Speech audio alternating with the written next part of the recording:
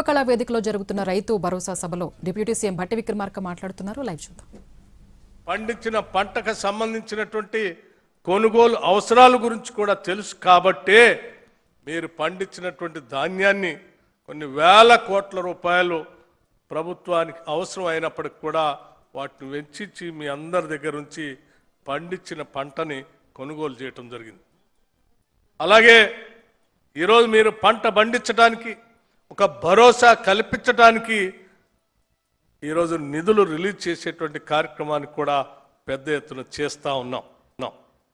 మిత్రులందరికీ ఒక విషయం స్పష్టంగా చెప్పాలి. రాష్ట్ర వ్యాప్తంగా ఉన్నటువంటి రైతాంగ సోదరులకి కుటుంబ సభ్యులకు కూడా ముఖ్యమంత్రి గారు కేబినెట్ ఒక ఆలోచన చేసి ఖమ్మం జిల్లాలో మదర శాసనసభ నియోజకవర్గం నుంచి ఒక భారీ బహిరంగ సభ పెట్టి అక్కడ నుంచి ఈ నిధులు రిలీజ్ చేసేటువంటి కార్యక్రమం చేపట్టాలని ఒక ఆలోచన చేశారు.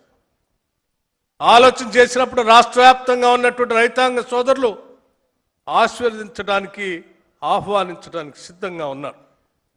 కానీ దురదృష్టవశాత్తు గత 10 సంవత్సరాలు పరిపాలన చేసినటువంటి ఆనాటి పాలకులకు సంబంధించినటువంటి కొద్దిమంది వ్యక్తులు రాష్ట్రంలో ఒక దరి నుంచి ఒక ఆయన, ఇంకో దరి నుంచి ఇంకొక ఆయన, ఇద్దరు బయలుదేరి ఈరోజు రాష్ట్రం మీద పడి లేని అబద్ధాలన్నీ పోగేసుకుని అడ్డగోలుగా రాష్ట్ర ప్రభుత్వం పైన కట్టుకథలు అల్లించి ఒక తప్పుడు ప్రచారానికి నాంది పలుకుతూ తిరుగుతూ ఉంటే నిజంగా బాధ అనిపించింది. ఇంకొక ఆయన ఎందుకు పేరే చెప్తున్నాను నేను. 10 సంవత్సరాలు ఆనాటి క్యాబినెట్లో మంత్రిగా పనిచేసిన హరీష్ రావు గారు ఆశీర్వాద సభ కాదు అది, మీరు క్షమాపణ సభ పెట్టుకోండి అని వారు స్టేట్మెంట్ ఇచ్చారు.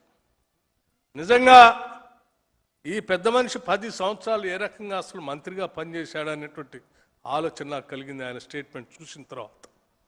ఎందుకనంటే 10 సంవత్సరాలు ఒక ధనిక రాష్ట్రం, ఆదాయం సమృద్ధిగా ఉన్నటువంటి రాష్ట్రం, దానికి తోడు ఇంకొక 8 లక్షల పైబడి ఈ రాష్ట్రాన్ని తాకట్టు పెట్టి తెచ్చిన అప్పు, రాష్ట్ర ఆదాయం ఇంకొక 8 లక్షల పైబడి తెచ్చిన అప్పు, రెండు కలిపి కూడా రైతుల కోసం వాళ్ళు చేసింది ఏందయ్యా అని లెక్క తీశాం. 10 సంవత్సరాల్లో వాళ్ళు రైతుల కోసం ఖర్చు పెట్టింది కేవలం 2,88,670 కోట్లు మాత్రమే. అంటే నెలకి 2,532 కోట్లు, సంవత్సరానికి 30,384 కోట్లు మాత్రమే ఖర్చు పెట్టారు. దానికే ఏదో గొప్పలు మేము రైతుల కోసం చేసినట్టుగా మాట్లాడుతూ మమ్మల్ని నిందిస్తూ ఉంటే చేసినటువంటి పనులు కూడా మనం స్పష్టంగా చెప్పలేకపోతున్నాం అనేటువంటి ఆలోచన కలిగి తప్పనిసరిగా రైతులందరికీ ఈ విషయాలు తెలియాలనేటువంటి ఆలోచనతోనే నేను ఈ లెక్కలు చెప్తా ఉన్నాను. కేవలం 2.5 సంవత్సరాల్లో మేము 1,56,496 కోట్ల రూపాయలని రైతుల కోసం ఖర్చు పెట్టాము. నెలకి వాళ్ళు 2,532 కోట్లు ఖర్చు పెడితే 5,217 కోట్ల రూపాయలని ప్రతి నెల రైతుల కోసం మేము ఖర్చు పెట్టాం. సంవత్సరానికి వాళ్ళు 30,000 కోట్లు ఖర్చు పెడితే మేము 62,604 కోట్ల రూపాయలు, అంటే వాళ్ళు ఖర్చు పెట్టిన దానికి డబల్, రెండింతలు మేము ఖర్చు పెట్టి రైతులకు వేస్తూ వచ్చాం. ఇది కేవలం మా దగ్గర ధనిక రాష్ట్రంగా మీరు మాకు అప్పచెప్పిపోలే, లేకపోతే మీలాగా మేము 8 లక్షల కోట్లు అప్పు తెచ్చుకొని ఖర్చు పెట్టే పరిస్థితి కూడా లేదు.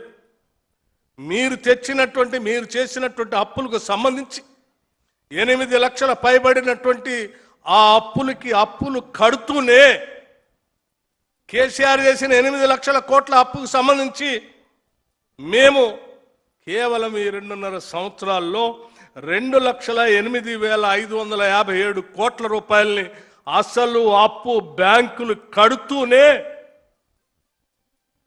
ఈ 1,56,496 కోట్లు రైతుల అకౌంట్లో వేసాం.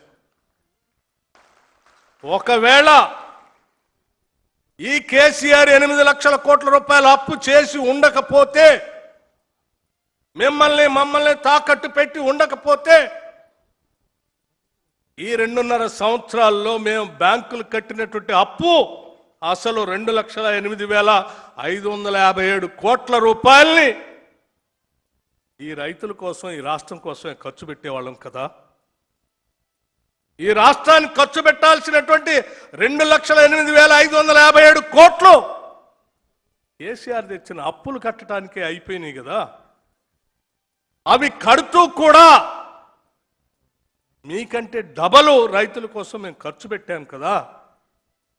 ఖర్చు పెట్టడమే కాదు, మీరు ఎన్ని అవహేళనలు, అబద్ధాలు పోగేసి రాష్ట్ర ప్రభుత్వం మీద నోటికొచ్చినట్టు మాట్లాడుతూ ఉంటే కూడా వాటిని భరిస్తూ పాలన సాగిస్తూ, మా బాధ్యత ఈ రాష్ట్ర పాలన సాగించడం, ప్రజల సంక్షేమం చూడటం తప్ప వీళ్ళు మాట్లాడేటువంటి స్థాయికి దిగజారిపోయి మేము మాట్లాడాల్సినటువంటి ఆలోచన చేయకూడదని మేము చాలా గౌరవంగా ఈరోజు పాలన సాగిస్తూ ముందుకు పోతా ఉన్నాం.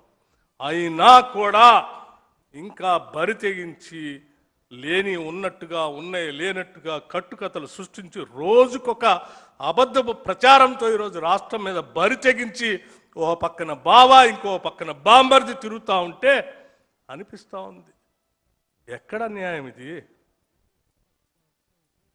ఎక్కడ న్యాయం ఇది? 10 సంవత్సరాలు లూటీ చేసి దోపిడీ చేసి పోయింది కాక ఇంకా తగుదనమ్మా బయటకు వచ్చి మాట్లాడుతూ ఉంటే తప్పదు. ఇక వాస్తవాలు రాష్ట్ర ప్రజలకు చెప్పకుండా ఉండలేమనేటువంటి ఆలోచనతో ఈరోజు లెక్కలతో సహా మీ అందరికీ చెప్తూ, మాకు ఎన్ని కష్టాలు వచ్చినా, ఎన్ని ఆర్థిక పరమైన ఇబ్బందులు ఉన్నా ముఖ్యమంత్రి గారు, కేబినెట్ ఒకటే మాట చెప్తా ఉన్నారు, మనం ఈ రాష్ట్రంలో ఉన్న రైతాంగ సోదరులకి మాటిచ్చాం, రైతు భరోసా చేస్తామని చెప్పాం. 600 అయినా 106 అయినా తప్పనిసరిగా రైతు భరోసా చేసి తీరాల్సిందే, చేస్తామని చెప్పి ఈరోజు ఆలోచన చేసి మీ ముందుకు వచ్చి చేస్తా ఉన్నాం.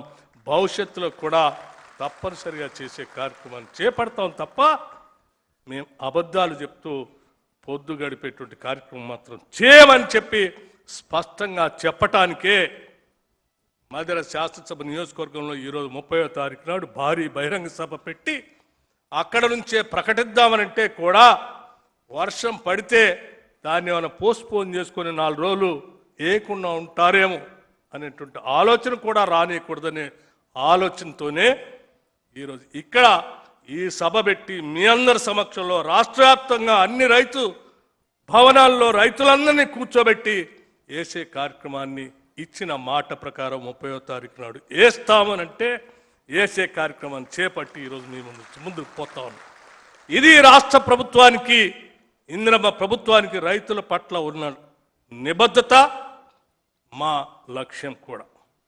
మీరందరూ బాగుండాలని, మీరు పండించే ప్రతి పంట మీ కుటుంబానికి మేలు జరిగేటట్టుగా ఉండాలని, ఆనాడు రైతు రుణమాఫీ ఏ రకంగా చేశామో, ఇచ్చిన మాట ప్రకారం రైతు భరోసా ఏ రకంగా చేస్తా ఉన్నామో, ప్రకటించిన మేరకు ఏ రకంగా అయితే సన్న ఒడ్లకి బోనస్ ఇస్తా ఉన్నామో, తప్పనిసరిగా ఈ పరిస్థితులు ప్రక్రియని మొత్తంగా కాంగ్రెస్ ప్రభుత్వం ఉన్నంత కాలం కొనసాగిస్తామని చెప్పి మీ అందరికీ మాటిస్తూ మరొక్కసారి నా హృదయపూర్వకమైనటువంటి నమస్కారాలు తెలియజేస్తూ, ఈ తప్పుడు ప్రచారం చేసేటువంటి నాయకుల పట్ల జాగ్రత్తగా ఉండాలని, వ్యవసాయాన్ని పండగలాగా చేసుకుంటూ ముందుకు పోదామని చెప్పి మీ అందరికీ నేను సవినయంగా మనవి చేస్తూ సెలవు తీసుకున్నాను.